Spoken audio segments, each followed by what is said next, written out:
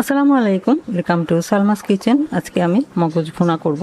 গরু খাসি যে কোনো মগজ দিয়েই রান্নাটা করা যাবে। এখানে আমি 3টা খাসির মগজ নিয়েছি। মগজগুলোকে আমি পানিতে ডুবিয়ে রেখেছি। এখন এই প্রতিটা মগজের উপরে একটা পাতলা পর্দার মতো আবরণ থাকে, এই পর্দাটাকে খুলে ফেলে দিতে হবে, তাহলেই মগজটা পরিষ্কার হয়ে যাবে। গরুর মগজও একইভাবে পরিষ্কার করতে হয়।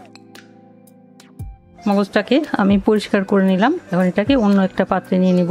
একইভাবে বাকি মগজগুলো পরিষ্কার করে নিব। জাস্ট এই পর্দাটা সরিয়ে নিলেই মগজটা একদম ক্লিন হয়ে যায়। এই পর্দার মধ্যে রগ থাকে, এই রগগুলো সিদ্ধ হয় না, তাই এই পর্দাটা ফেলে দেওয়া। যতটুকু হাত দিয়ে সম্ভব টান দিয়ে বের করে ফেলে দিতে হবে।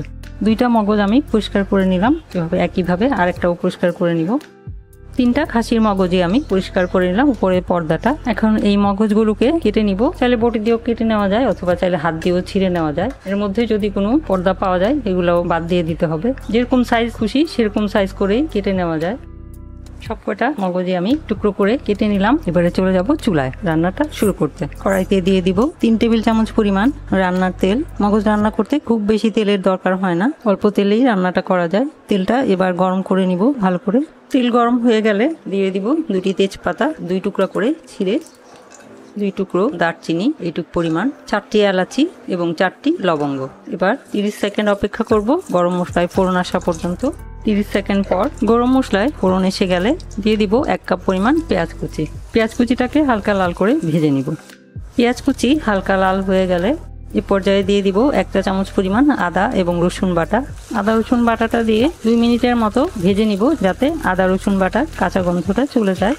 আদা রসুন বাটা দিয়ে 2 মিনিট ভেজে নিলাম। এ পর্যায়ে যোগ করব গুঁড়া মশলা। দিয়ে দিব আধা চা চামচ পরিমাণ ধনিয়ার গুঁড়া, 1 চা চামচের 3 ভাগের 1 ভাগ পরিমাণ হলুদের গুঁড়া, 1 চা চামচের 3 ভাগের 1 ভাগ পরিমাণ লাল মরিচের গুঁড়া এবং লবণ স্বাদ মতো। দিয়ে দিব কিছুটা পানি মশলাগুলি কষানোর জন্য, যাতে পুড়ে না যায়, সেজন্য পানিটা যোগ করলাম। এবার মশলাগুলোকে ভালো করে কষিয়ে নিব। ঘরোয়া মশলায় খুবই মজার একটা রান্না। যে কোনো কিছুর মগজ, গরুর মগজ বা খাসির মগজ, যে কোনো মগজই এই একই পদ্ধতিতে রান্না করলে খেতে অনেক মজা হয়। মশলা ভালো করে কষানো হয়ে গেলে এ পর্যায়ে যোগ করব পরিষ্কার করে কেটে রাখা মগজ। নেড়ে চেড়ে মশলার সাথে মগজটাকে মিলিয়ে নিব। মিলিয়ে নিলাম ঢাকনা দিয়ে। এবার মশলার সাথে মগজটাকে কষিয়ে নিব 5 মিনিট। এর মাঝে মাঝে ঢাকনা তুলে তুলে নেড়ে দিতে হবে, তা না হলে নিচে পুড়ে যাবে। ফিরে আসছি 5 মিনিট পর। ফিরে এলাম 5 মিনিট পর, ঢাকনা তুলছি। মগজটা মশলার সাথে ভালো করে কষানো হয়ে গেছে। মগজ থেকে কিছুটা পানি বের হয়েছিল, সেই পানিটা শুকিয়ে গেছে। এ পর্যায়ে যোগ করব ভালো করে সেদ্ধ হওয়ার জন্য পানি। 1 কাপ পরিমাণ পানি যোগ করলাম। নেড়ে চেড়ে মিলিয়ে নিব। এবার ঢাকনা দিয়ে রান্না করব মাঝারি আঁচে আরো 5 মিনিট। ফিরে আসছি আরো 5 মিনিট পর। 5 মিনিট পর ঢাকনা খুলছি। চুলার আঁচটা এবার লোতে করে দিলাম। এবার যোগ করব আধা চা চামচ পরিমাণ ভাজা জিরার গুঁড়া, 1 চা চামচের 4 ভাগের 1 ভাগ পরিমাণ গরম মশলার গুঁড়া, 6-7টি কাঁচামরিচ। আমার কাছে লাল কাঁচামরিচ ছিল, সেটাও দিয়ে দিলাম দেখার সৌন্দর্যের জন্য। নেড়ে চেড়ে মিলিয়ে দিব। ঢাকনা দিয়ে অপেক্ষা করব 2 মিনিট, সমস্ত কিছুর ঘ্রাণ একসাথে হওয়ার জন্য। 2 মিনিট হয়ে গেছে, ঢাকনা খুলে নিচ্ছি। রান্নাটা আমার হয়ে গেছে। এবার চুলা বন্ধ করে দিচ্ছি এবং পরিবেশন করে নিচ্ছি।